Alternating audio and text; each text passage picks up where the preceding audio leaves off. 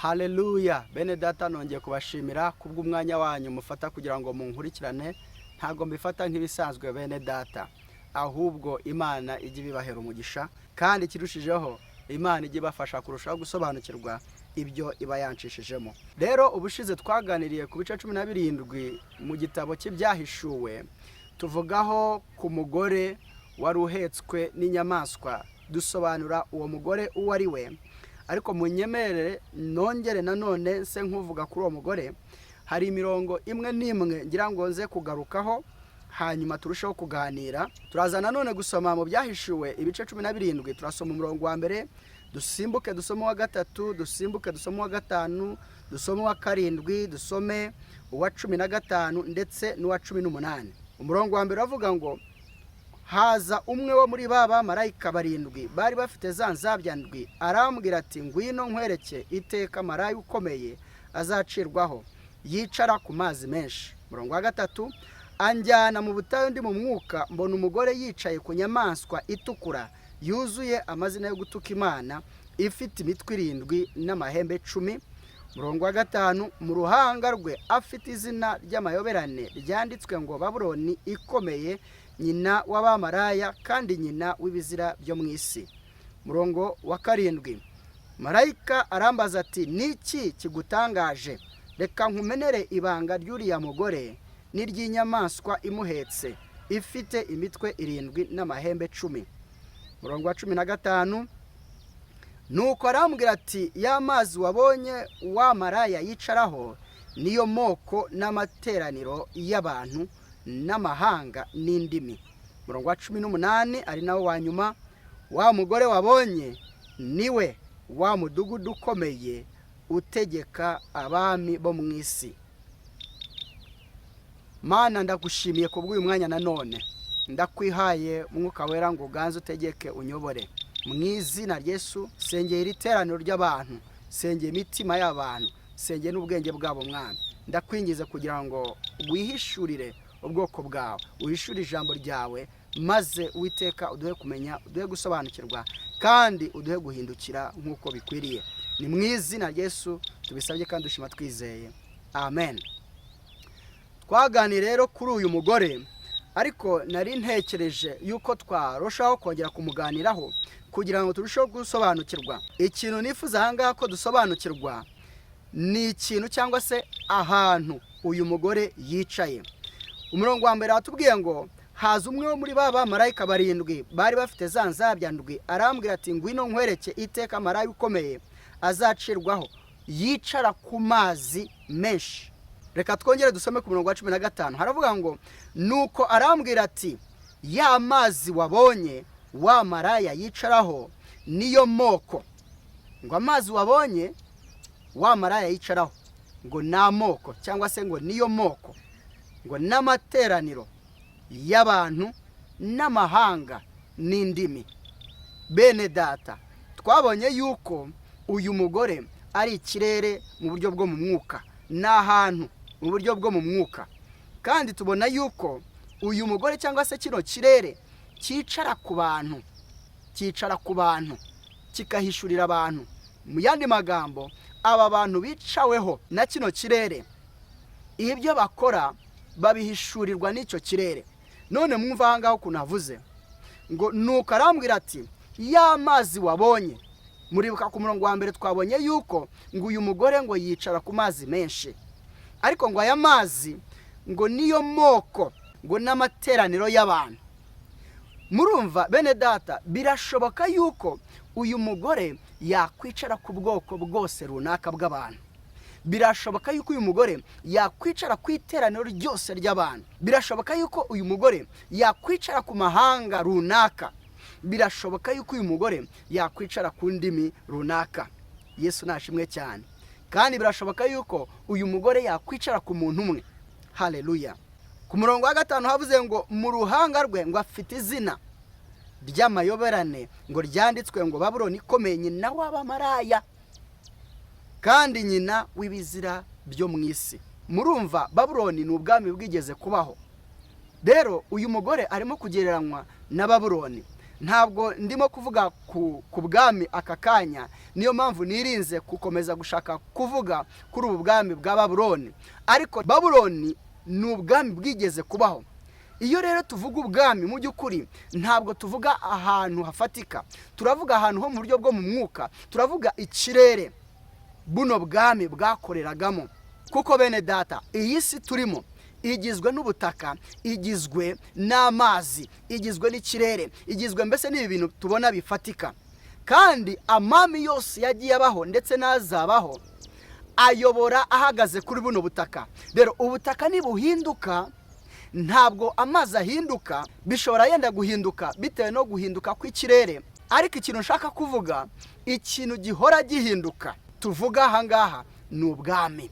Rero ubwami bushobora guhinduka, ubutegetsi bushobora guhinduka, ariko igihugu kigizwe n'imisozi n'ibintu bifatika ubwacyo ntigihinduka, ariko ubwami bushobora guhinduka. Rero amami ajya atandukana ubwayo.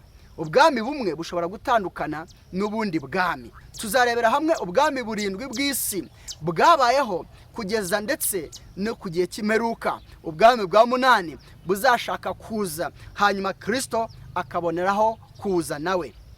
Ariko ubwo bwami bwabaye mu isi tuzareba uburyo bwagiye busimburana, kandi uko bwagiye busimburana bwagiye bukora mu buryo bugiye butandukanye. Haleluya! Kandi igitangaje, ubwo bwami bwagiye buyobora isi, kandi iyi si iriho ibifatika. Nyamara isi y'ibifatika ntihinduka, ariko ubwami burahinduka. Kubera iki ubwami buhinduka? Impamvu ubwami buhinduka nuko ubwami hejuru yabwo hari ikirere kibutegeka, hari ikirere kibuyobora, kandi icyo kirere kibuyobora gifite ahantu kibuganisha, cyangwa se gifite ahantu kiganisha abantu. Niyo mpamvu tubona impinduka mu buzima busanzwe bwa buri munsi, tubona impinduka. Impamvu tubona impinduka ni ukubera ubwami bugenda buhinduka, kandi uko ubwami buhinduka bugenda buzana ibintu bigiye bitandukana. Haleluya! Umurongo wa 7 wavuze ngo, marayika arambaza ati, niki kigutangaje? Reka nkumenere ibanga ry'uriya mugore n'iry'inyamaswa imuhetse, ifite imitwe 7 n'amahembe 10. Ahangaha murumvise ngo uyu mugore ngo ahetswe n'inyamaswa. Uyu mumarayika aramubwira ati, reka nkumenere ibanga ngo ry'uriya mugore ngo n'iry'inyamaswa imuhetse. Icyo nashaka kuvuga ni ukuntu uyu mugore ahetswe n'inyamaswa. Kandi twavuze yuko inyamaswa bivuze ubu bwami bwose bwabayeho kuva ku itangira ry'ubwami bw'isi kugeza ku bwami bwa nyuma bwo mu isi. Rero uyu mugore ngo yicara ngo ku bwami bw'isi, yicara kuri iyi nyamaswa. Ku murongo wa 18 haravuga ngo, wa mugore wabonye ngo niwe wa mudugudu ukomeye utegeka abami bo mu isi. Noneho murabyumvise ngo ni umudugudu. Uyu mugore ngo ni umudugudu ukomeye ngo utegeka abami bo mu isi, kandi abami bo mu isi nabo bategeka abantu. Mu yandi magambo, bene data, uyu mudugudu cyangwa uyu mumaraya, tubonye yuko uyu mumaraya yicara ngo ku mazi menshi, kandi twabonye ubusobanuro bw'amazi menshi. Twabonye yuko ari amoko y'abantu, tubona yuko ari amateraniro y'abantu, tubona yuko ari amahanga runaka. Yesu nashimwe cyane. Rero ngo uyu mugore ngo yicara nanone ku bami bategeka isi. Nimba yicara ku bami bategeka isi cyangwa se inyamaswa, kandi tukaba tubona yuko yicara no ku mazi menshi cyangwa se abantu mu nzego cyangwa se mu bika bigiye bitandukanye, dushobora kwibaza, mbese ni gute uyu mugore yicara ku bami, yarangiza akicara ku moko, akicara ku mahanga, akicara ku ndimi, akicara ku materaniro? Kubera iki uyu mugore yicara kuri abo bantu b'ingeri izo zingana gutyo? Murabizi yuko abami nibo bategeka isi, kandi abami nibo bagena umurongo abantu bayoboye bagenderaho. Rero kubera yuko uyu mugore yicara ku bami, kandi abami akaba aribo bagena umurongo abantu bagenderaho, niyo mpamvu n'amoko y'abantu niyo mpamvu n'amahanga, niyo mpamvu n'amateraniro y'abantu uyu mugore aba ayicayeho. Yesu nashimwe cyane. Dusoza reka nsome irindi jambo muri Matayo ibice 12 ku murongo wa 43, yenda tugeze ku murongo wa 45. Ijambo ry'Imana ravuga ngo dayimoni iyo avuye mu muntu anyura ahadafite amazi ashaka uburuhukiro akabubura, akavuga ati reka nsubire mu nzu yanjye navuyemo. Yagerayo agasanga irimo ubusa, ikubuwe iteguwe. Niko kugenda akazana abandi badayimoni 7 bamurusha kuba babi, bakinjira bakabamo. Ibyo hanyuma by'uwo muntu bikarusha ibya mbere kuba bibi. Niko bizaba kubiki gihe kibi. Muribuka ukuntu twabonye Yohana ngo ajya kwerekwa iteka uyu mumarayi ukomeye azacirwaho. Muribuka yuko ijambo ry'Imana twereka yuko ngo Yohana ngo yatwawe mu butayu ngajyanwa n'umwuka, kandi muribuka yuko twabonye yuko Yesu nawe ngo yajyanwe n'umwuka mu butayu ngo kugeragezwa n'umwanzi Satani. Kandi twabonye yuko mu butayu mu buryo bwo mu mwuka bivuze yuko hari ahantu hatari amahoro, ahantu hatari ibyiringiro, ahantu hatari ibyishimo, ahantu hatari umunezero, ahantu hataba gukiranuka, ahantu utakumva ijambo ry'Imana. None ahantu dusomye ahangaha muri Matayo 12 ku murongo wa 43 haravuga ngo dayimoni iyo avuye mu muntu, iyo dayimoni avuye mu muntu anyura ahadafite amazi. Ahadafite amazi ni hehe? Ni hahantu mu buturo bwa Satani, ni hahantu mu buturo bw'abadayimoni, ndetse na ya myuka y'abantu bajya kuri Satani bashaka icyubahiro, bashaka ubutunzi, bashaka gukomera, bashaka kubaka amazina. Aho hantu bene data twavuze yuko hagereranywa n'ubutayu. Ariko umuntu muri we ufite dayimoni agashaka gukira, agashaka Imana, agashaka umwami Yesu kugira ngo amutabare, cyangwa se umuntu wasengewe n'umuntu w'Imana ufite imbaraga z'Imana, dayimoni ikava mu muntu, ngo uwo mudayimoni ngo iyo avuye mu muntu ngo aragenda ngo akanyura ahadafite amazi. Kandi ahadafite amazi ni mu butayu twabivuzeho, kuko mu by'ukuri dayimoni iyo avuye mu muntu nta handi ajya, ahandi yemererwa kuba ari nta handi usibye mu butayu, keretse no mu muntu wamwemereye ko amwinjiramo. Rero ngo aho hantu kuko hadafite amazi nta buzima buhari. Uyu mudayimoni yumva adafite amahoro, yumva ataguwe neza, yumva umuriro usa nkaho umutwika, yumva abuze ubwinyagamburiro. Ibyo bikamutera kwibwira ngo ku murongo wa 44 akavuga ati reka nsubire mu nzu yanjye navuyemo. Yagerayo agasanga irimo ubusa, ikubuwe iteguwe. Bishatse kuvuga iki? Bishatse kuvuga yuko mwene data iyo wasengewe dayimoni akakuvamo, ariko wowe ugakomeza ukiberaho ubuzima warusanzwe ubamo. Ntusome ijambo ry'Imana, ntusenge. Iyo usome ijambo ry'Imana, iryo jambo ry'Imana rijya hahandi dayimoni yavuye. Imbaraga z'Imana iyo usenga zijya hahandi dayimoni yavuye.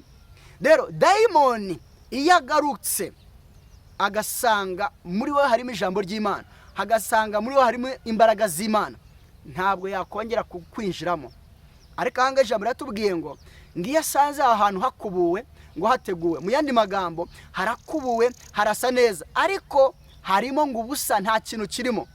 Ngo none haribwira ati mwumve ku murongo wa 45 ngo niko kugenda akazana abandi badayimoni 7 bamurusha kuba babi, bakinjira bakabamo. Ibyo hanyuma by'uwo muntu bikarusha ibya mbere kuba bibi. Niko bizaba kubiki gihe kibi. Tuzabivugaho bene data tuvuga ku bwami 7.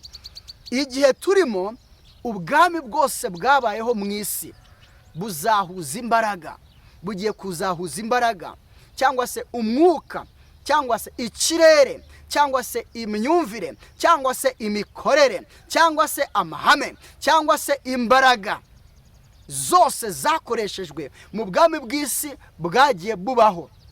imbaraga zose, ubwenge bw'ubwami bw'isi ngo bizahuza imbaraga bishyira hamwe, hanyuma byose bishake kujya mu bantu kugira ngo bibategeke, bibayobore mu nzira yo kurimbuka.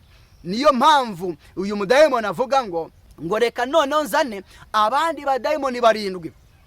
Uwo mudayimoni gushyiraho abandi 7 bose hamwe ni 8, ari byo bishushanya bwa bwami 8 tuzavuga. Twavuze ubwami 7, ariko nababwiye yuko Yesu azagaruka ab'isi bagiye gushyiraho ubwami bwa 8.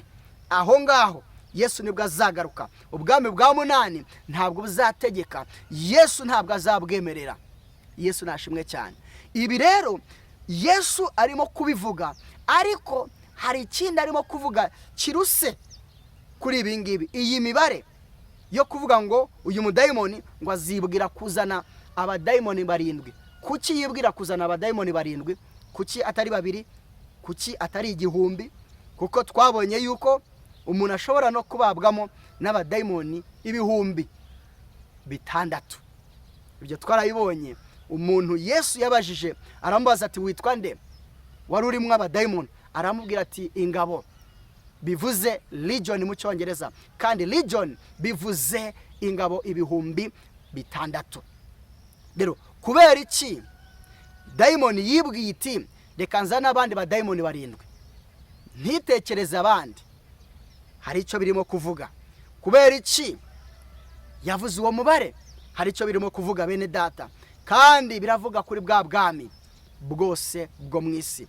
Ibyo tuzabigarukaho. Rero icyo nashakaga ko twumva ni ugusobanukirwaho kurushaho uyu mugore ahantu yicaye, ndetse uyu mugore uwo ari we. Ni ikirere bene data kiyoboye abami, cyangwa se abami bo mu isi bagenderaho, bategekwa nacyo, kandi nabo bakagitegekesha abo bategetse cyangwa se abo bayoboye.